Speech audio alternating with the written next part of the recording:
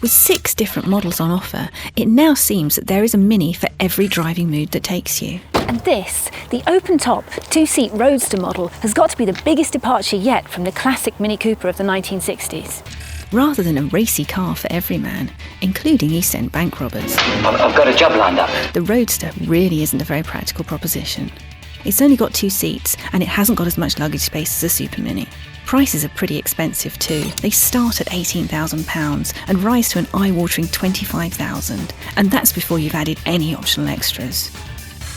It does share some great attributes with the original Cooper S though. Just like that 60s icon, it's got a really rather small engine. It's only a 1.6 litre unit. Another thing this car has in common with the original is that it's got stacks of performance and go-kart handling. The Cooper S obliterates the 0 to 60 dash in a flat 7 seconds. And, just as it should, the sporty Mini corners like it's on rails with no flexing and loads of encouraging feedback from the steering wheel. The manual gearbox on our test car is absolutely excellent.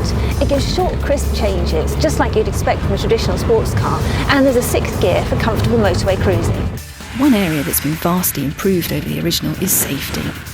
We found the Roadster's electronic stability control system really excellent in curbing skidding in an emergency situation. To test the brakes, we performed 10 emergency stops from 62 miles an hour and measured the average stopping distance. Coming to a halt in 37 metres, the Roadster Cooper S is up there with the best. If you're after a better combination of economy and pace, try the Cooper SD Roadster. BMW claims this car will do 62.8 mpg, and its 118 grams per kilometre of CO2 mean it'll only cost £30 a year in car tax.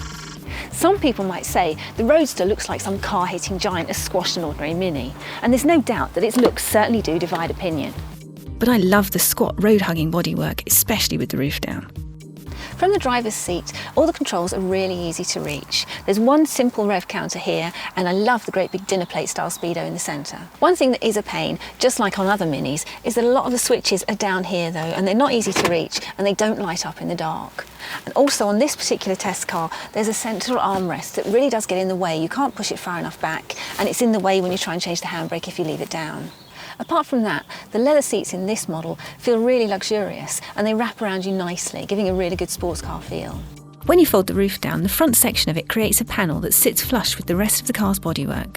It doesn't intrude on boot space, and it only takes 8 seconds to put the roof back up. As you'd expect, rear visibility is really dire once you put the roof up. Basically, your view to the back is just between 2 roll bars. And the high-sided bodywork doesn't make reversing easy. Thankfully, rear parking sensors are standard. Boot space is surprisingly good for a Mini. At 240 litres, this boot is almost twice the size of that of a Mini Cabrio and almost twice the size of a boot in the MX-5. One good reason to buy a Roadster is that it's very likely to hold its value exceptionally well, as all Mini models are at the moment. Mini brand reliability hasn't always been the best, so if you want a completely faultless sports car, you ought to consider an MX-5 instead.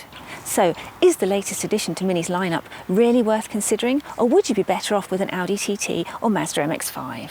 For many people, the answer to that will simply be a matter of personal choice. But one really good thing is that the Mini Roadster now gives you another decent alternative to choose from.